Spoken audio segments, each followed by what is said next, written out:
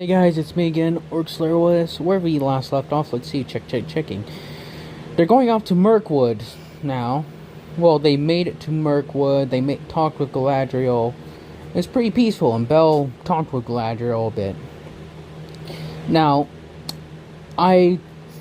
Thranduil, or whatever his name, is the king of Mirkwood. I kept on forgetting his name because it's weird and confusing. Like, Galadriel and Elrond are simple to remember for me, at least, but Thranduil, or whatever, I'll just be calling him Thran. Just let that be known.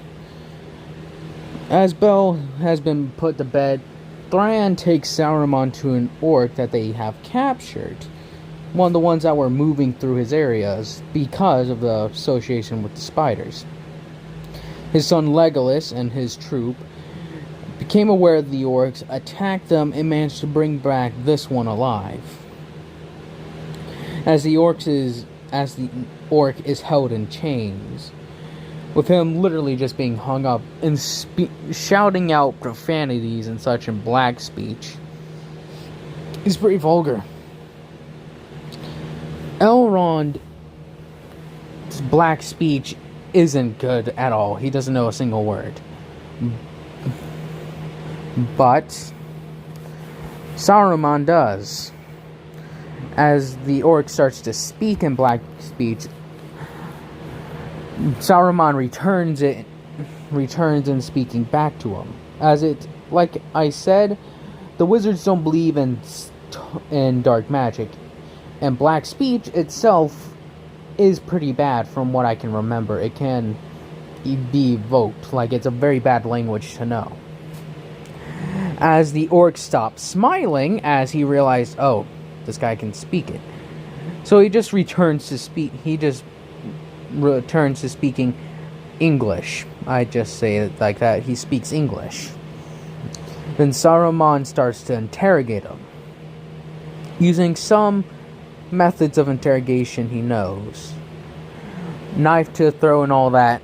Well, in this case, his staff to his throat, saying that he knows more spells that could eviscerate him in a matter of moments, but it'd feel like ages for the orc. So his death wouldn't be quick at the hands of either him or the elves. The orc keeps his mouth shut still, though. So as he's about to, pull his staff back and thrust it forward, the orc starts talking about how he doesn't know information. All he knows is that they were called upon. That orcs are moving in mass. They aren't gathering together, they're just all going to separate places and gathering up. He doesn't know why, it's just happening. As Saruman says thank him for his kindness, and then takes his staff and shoves it straight forward anyways, eviscerating the orc's head. Thran says, so, what does that mean? It means they are being coordinated, either by an orc, or by him again, or even one of his servants. That being said, Belle in the morning wakes up and can sort of looks around trying to find a place for him to train. As he can't find Saruman, as Saruman's right now is not delving deep into the lore, but he's getting things arranged with Lord Thrawn. As Thrawn sent people to Belle's room, but they didn't see him. They just found an empty room with his stuff in there. He left his sword and such, so he just wanted to wander around. Saruman's I told him to stay there. As he gets up and walks around trying to find Belle. As eventually everyone finds him, he's just hanging around a nice little pond, a little waterfall area, and is actually speaking to Legolas, asking Legolas what it's like to be around here in this place, and what his father's like, as he wasn't there when they first met. As Legolas speaks to Belle, saying that his father is he cares for the elves, as he would say. That he has forbid any elf to come or go unless they are given permission to. That being said, oh, sorry. As then Bell asked, not Bell, but Legolas asked Bell some questions about being a wizard and some of the stuff he knows. As he explains some of the things he knows, like I said. As he says that he was trained in swordplay by his father for a portion of his life, and he also knows how to defend himself with his staff. Bell and Legolas sort of not Bell necessarily, but they start to spar in a way after Legolas asks to see how Bell would do. The Bell didn't mind to fight Legolas in a sparring thing, so he grabbed his staff and stood on the opposite side. Legolas wouldn't bring out his bow and such, he would merely use his, twin little daggers or whatever.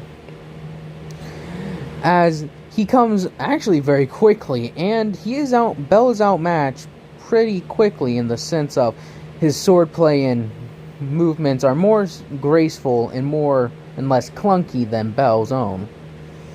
As Bell starts defending him with his staff, as he hits Legolas in the foot, and then hits him sort of bumps him with not a force spell, but a little impact, of shatter. But he only uses a tiny bit of it, he doesn't use it to its full extent, as Legolas is pushed back quite a bit. As then Bell pushes the attack. He also has the shield somewhat, as he when Legolas goes to swing a blade and almost hits Bell, he hits it back with that little force field, as he keeps on pushing Legolas and Legolas pushes him. Though after a little bit, Bell is knocked on his feet and has a knife at his neck, as he's Legolas actually admit that Bell is a pretty good fighter, that if he had his sword, he would actually probably be equal to Legolas. How stupid it may sound, a magic swordsman is probably way better than just an elf with swords. As Bell says that he agrees that he probably could have beaten Legolas, possibly, but Legolas was going easy on him, Bell could tell. He's well, I didn't want to hurt you, these are real weapons. He's and I understand that, as they help each other up. As then the servants come and find Bell, saying that Lord Elrond and Saruman need to speak with Bell.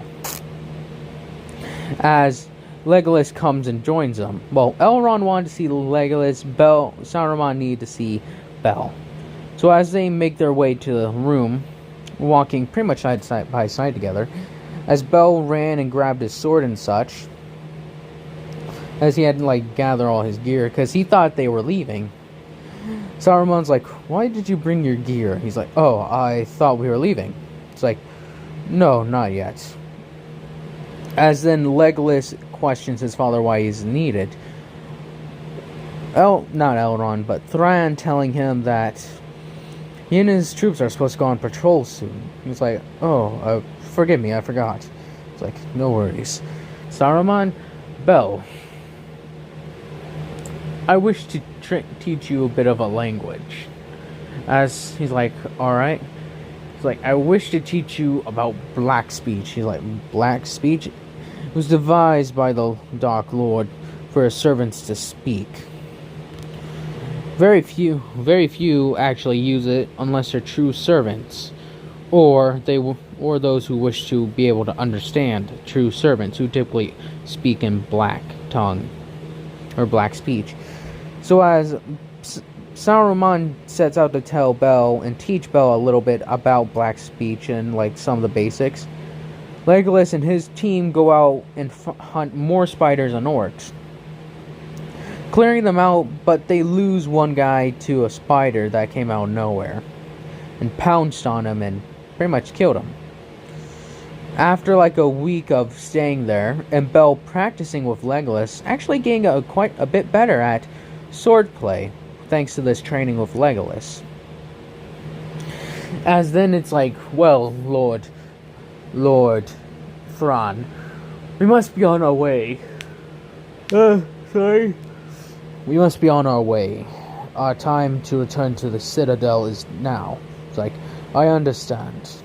As before they part, it's like, I'll have some of my Legolas will show you the way out. It's like, thank you, Lord Elrond. Not Elrond. Sorry, Lord Thrawn. Or Thranduil, or whatever his name is. As Bell, Legolas, and the not trio, but the group of them set off to go see, or get out there, they use the path. It's more refined areas, at least. Then they make it through there without any incidents, thankfully.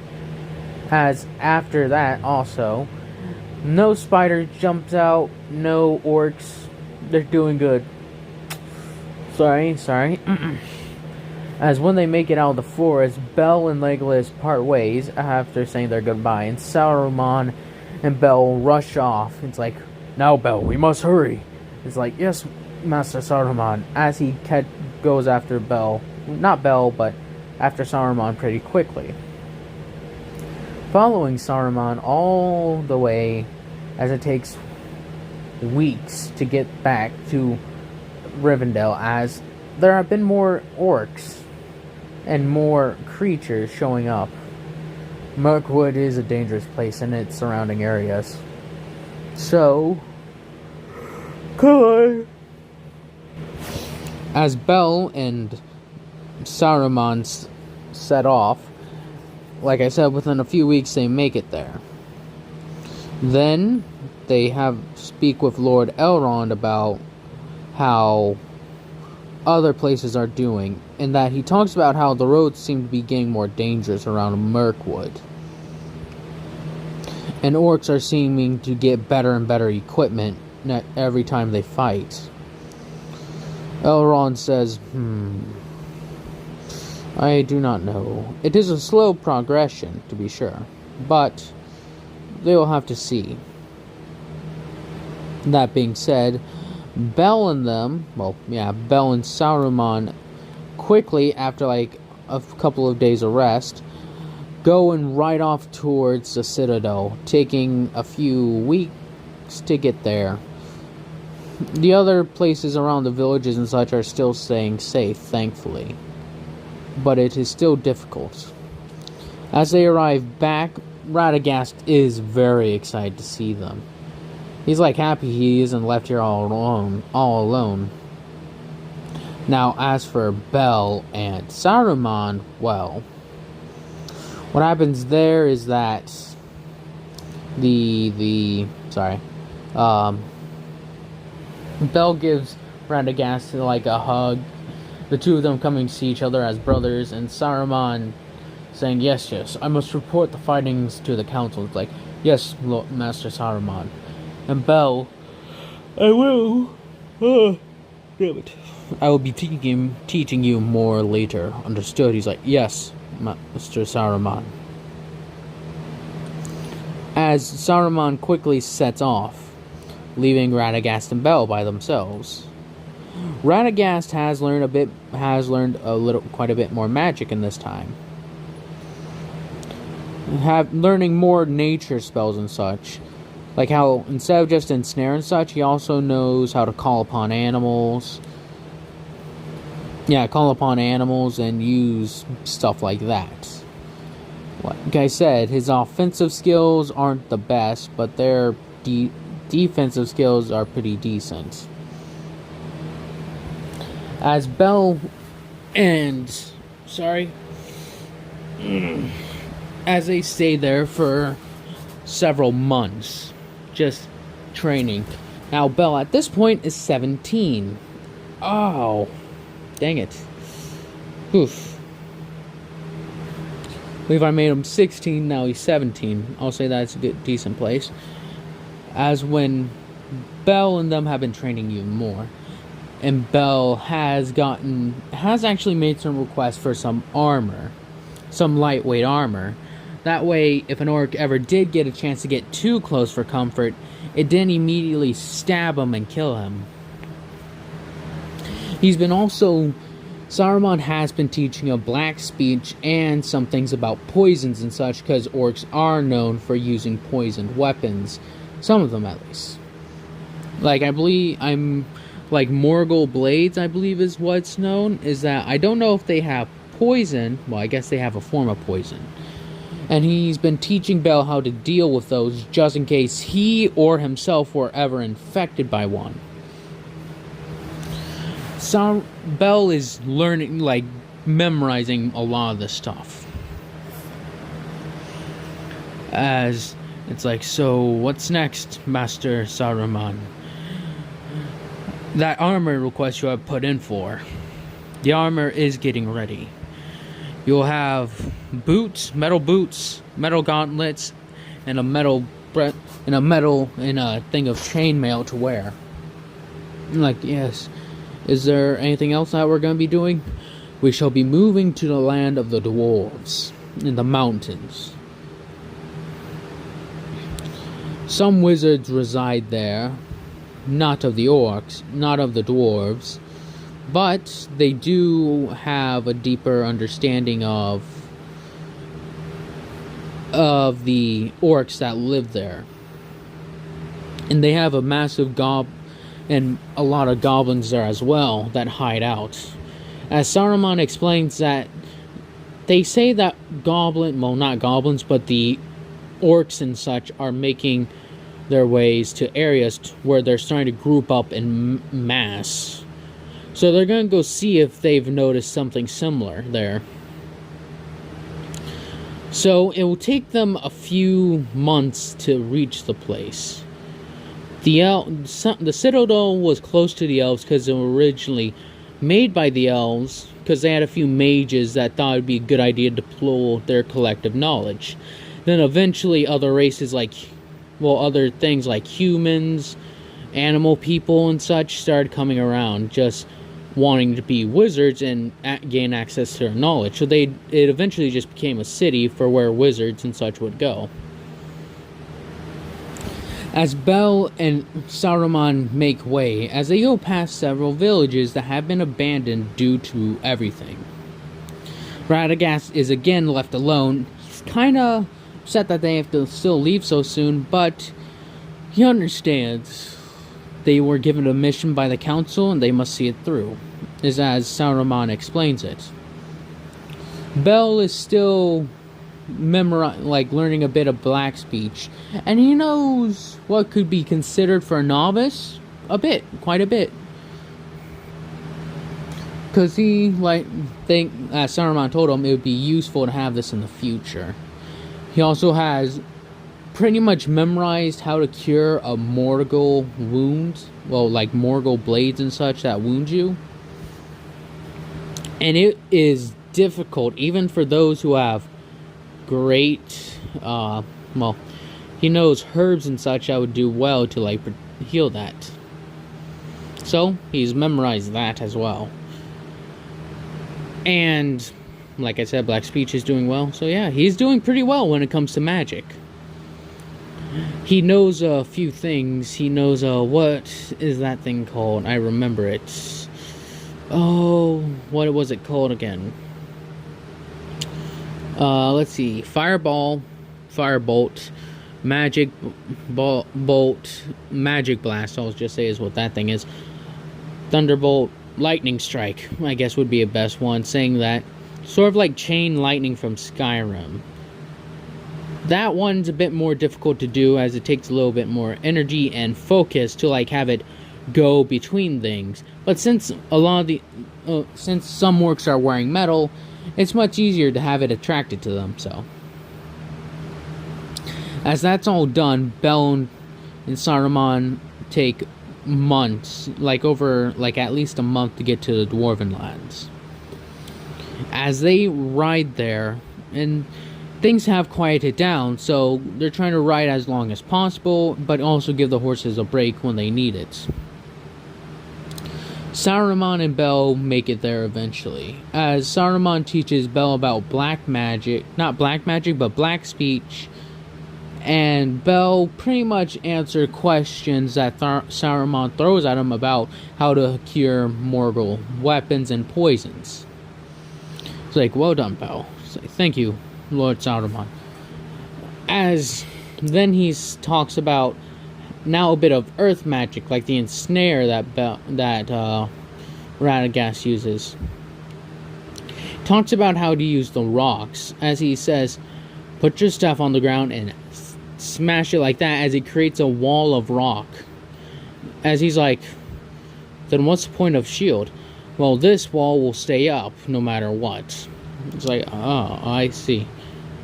So as Bell practices that when they aren't riding riding hard, he practices that some of those earth spells.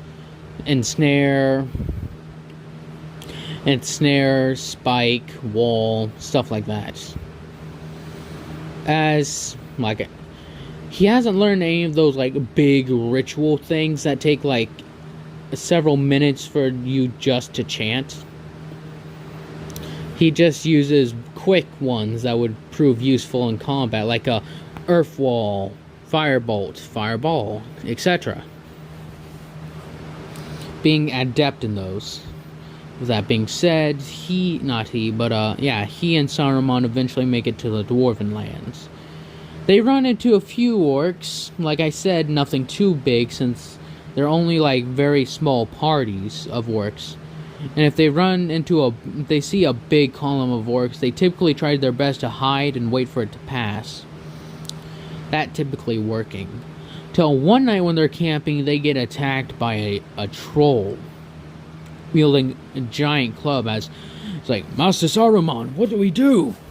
As they were just sitting around the campfire talking, as then the troll comes in, swinging its club and smashing it into the ground. Bell and Saruman immediately recognize the dangerous situation, as they, like I said, immediately attempt to deal with it. The troll swinging it as Saruman blasted with a few things of magic, but trolls are tough bastards. So, what Saruman and Bell end up doing is that not Saruman, but Bell takes his sword and slices at the troll's leg, as he gets it right behind the heel, as it feels it actually, as it cuts deep, as he had imbued it with flames, so it softened up the skin a bit. He then took Shatter and hit it right in the knee, smashing the knee and pretty much breaking the bones on the inside with Shatter, like I said. He then takes Lightning Bolt and blasted right at the troll's face, causing it severe pain. Then using Firebolt and a myriad of other spells. Eventually the troll is just killed as it falls on its knees and then eventually falls on its face. Them being successful in the whole defense, as they immediately just get their stuff and like pack up and get out of there, because they feel like there's one troll, there may be more. With Bell and Saruman going as far as they can and eventually making it to the mountain where the dwarves, they immediately request a presence with their king. As the king sees no reason to deny them, he lets them in as they explain the situation. The king says that they have noticed that there's a lack of number of orcs, actually. Tribes and such are just disappearing, and we aren't even fighting goblins in the tunnels anymore. And then Saruman gives them the explanation that the orcs and such have been going elsewhere to gather in number.